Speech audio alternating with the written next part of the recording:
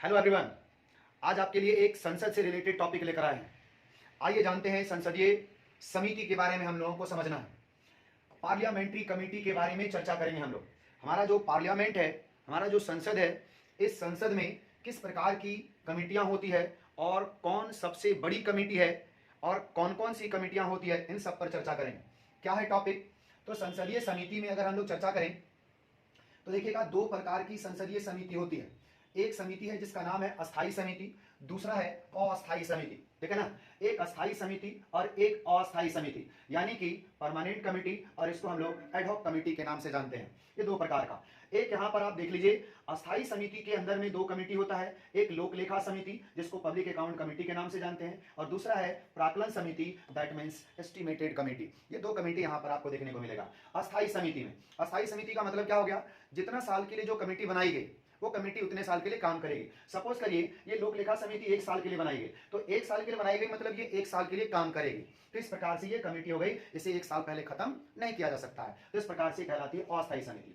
लेकिन जब हम चर्चा करते हैं अस्थायी समिति पर, एडहॉक कमेटी पर, तो इसके बारे में कहा जाता है कि ये वो कमेटी होती है जिसका काम या तो सलाह देना या फिर जांच करना। कहने का मतलब कि कोई सरकार कोई नई योजना लाना चाहती है, तो उस योजना के लिए एक एडवाइजरी कमेटी का गठन किया जाता है, और ये एडवाइजरी कमेटी जितना जल्दी अपना एडवाइस दे दे, उसके बाद वो काम कमेटी का खत्म। ठीक है? ठीक उसी प्रकार से अगर कोई इंक्वायरी कमेटी है, तो ये इंक्वायरी कमेटी का क्या वर्क होगा? कोई घटना घटी है या किसी प्रकार का कोई इंक्वायरी करना है किसी चीज को लेकर के, तो इंक्वायरी कमेटी बनेगी, और इंक्वायरी कमेटी अपनी रिपोर्ट जितनी जल्दी सौंप देगी, उतनी जल्दी इसका कार्य खत्म हो जाएगा। तो इस प्रकार से इसका काम होता है सिर्फ से सिर्फ कुछ समय के लिए इंक्वायरी करिए, जांच करिए, रिपोर्ट सौंपिए और आपका काम खत्म। तो ये सारा कहलाता है अस्थायी समिति के नाम से। हम लोग पढ़ते हैं संसदीय समिति में अस्थायी समिति कौन कौन सी होती है। अस्थायी समिति इसी पर चर्चा करेंगे। आइए देखते हैं। संसदीय समिति में हमने बताया एक आपको अस्थायी समिति में जिसका नाम है लोक लेखा समिति, यानी कि पब्लिक अकाउंट कमेटी। यहां पर आप देख पा रहे होंगे कौन सा? लोक लेखा समिति, यानी कि पब्लिक अकाउंट कमेटी। इसी पर हम लोग चर्चा करेंगे। और एक कमेटी और है जिसको हम लोग क्या बोलते हैं? प्राक्कलन समिति।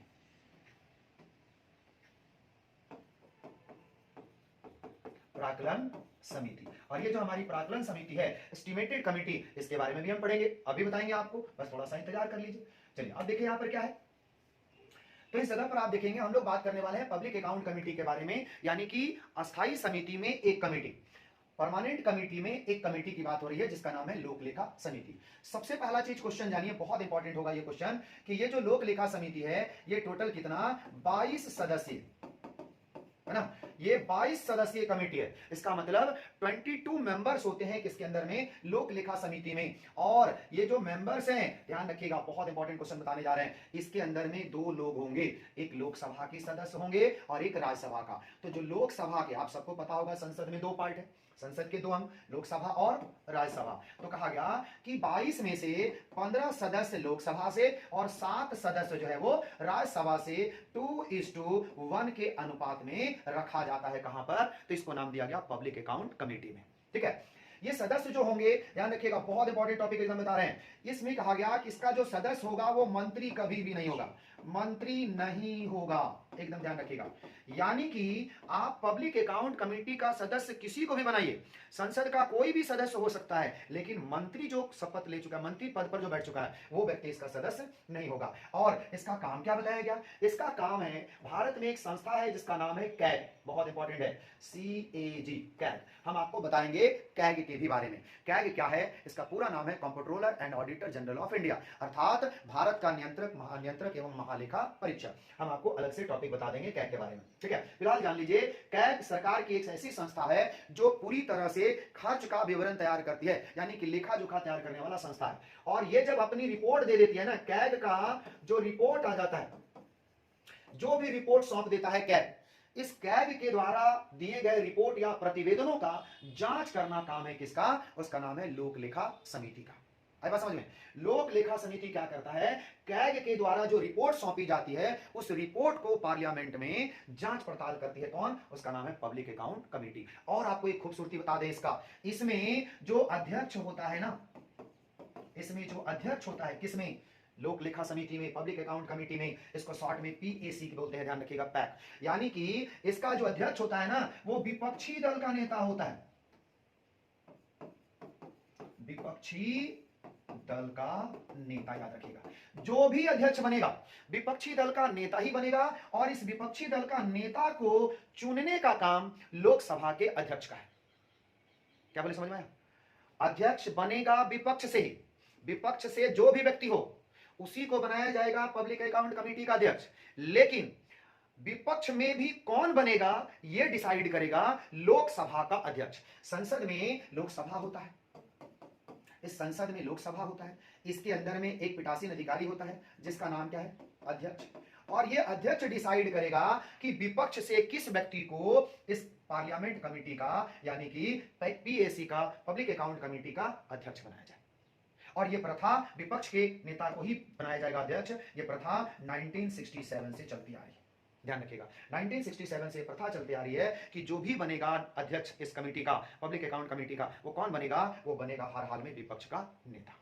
ठीक है, तो इस प्रकार से ये हमारा कहलाता है कौन सा, लोक लेखा समिति। इसका मेन कार्य क्या हो गया, कैग के द्वारा दिए गए रिपोर्ट का जांच पड़ताल करना। ठीक है, कैग रिपोर्ट सही तैयार किया है, गलत तैयार किया, इसका जांच करना किसका काम है, उसको नाम दिया पब्लिक अकाउंट कमेटी का। ठीक है जी। इसी तरह से एक और है हमारा संस्था जिसका नाम है दूसरी कमेटी। जब आप पार्लियामेंट्री कमेटी में, वो भी परमानेंट पार्लियामेंट्री कमेटी में जब आप जाते हैं तो दूसरी संस्था का, दूसरी समिति का नाम है प्राक्कलन समिति। हिंदी में, इंग्लिश में क्या कहते हैं इसको, एस्टिमेटेड कमेटी। ठीक है, या एस्टिमेट से लिख दिया है, एस्टिमेटेड कमेटी कर दीजिएगा। और ये जो एस्टिमेटेड कमेटी है इसका मतलब समझिएगा, एस्टिमेट तैयार करना, इसका मेन मकसद समझिएगा। ये एक वित्तीय समिति है, यानी कि पैसे का कंट्रोल करने का काम करता है। और इसका मुख्य काम क्या है, यह देखना है कि सरकार जो बजट बनाई है वो जो खर्च दिखाए गए हैं बजट में वो ठीक है या नहीं है। इस समिति और भी सुझाव देती है, समिति ये सुझाव देती है कि सरकार कैसे कम खर्च में बेहतर काम कर सके।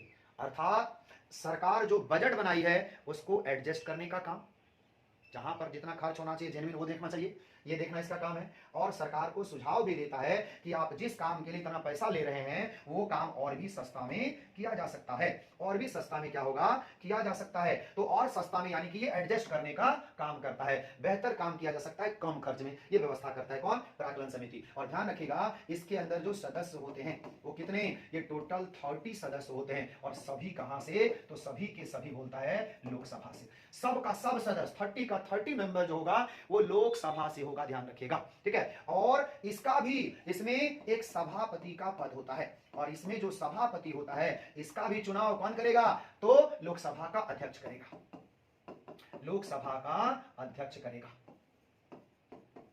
ठीक है, इसका भी चुनाव लोकसभा का अध्यक्ष करेगा। लेकिन इसमें जो भी होगा लोकसभा का ही मेंबर होगा, इसमें विपक्ष होने की आवश्यकता नहीं है, ध्यान रखिएगा। और कितने सदस्य होते हैं, 30 मेंबर होते हैं। और इससे बड़ा हमारी संसद में और कोई कमेटी है ही नहीं, इसलिए कहलाती है सबसे बड़ी संसदीय समिति, सबसे बड़ी संसदीय समिति। अरे बात समझ में, संसद के अंदर में इससे बड़ा और कोई कमेटी है ही नहीं, ये सबसे बड़ी कमेटी, क्योंकि इसके मेंबर कितने हैं, 30 मेंबर हैं, यानी कि 30 मेंबर्स कमेटी के रूप में इसको हम लोग जानते हैं। जिसका मुख्य काम क्या है, सरकार के बजट जो बनाए गए हैं उसमें कहां कहां कितना खर्च दिखाया गया है, ये खर्च को देखना, जांच पड़ताल करना। और समिति सुझाव दे, समिति को काम है सुझाव देना सरकार को कि भैया आप जिस कार्य के लिए इतना बजट रखे हैं उसको कम खर्च में भी किया जा सकता है। तो इस प्रकार से ये प्राक्कलन समिति कहलाता है। एस्टिमेट लगाता है कि इसको कम खर्चा में भी किया जा सकता है। तो इस प्रकार से संसद की 2 बहुत बड़ी बड़ी समितियां होती है, इसको जानिए, बहुत इंपॉर्टेंट टॉपिक है। ठीक है ना।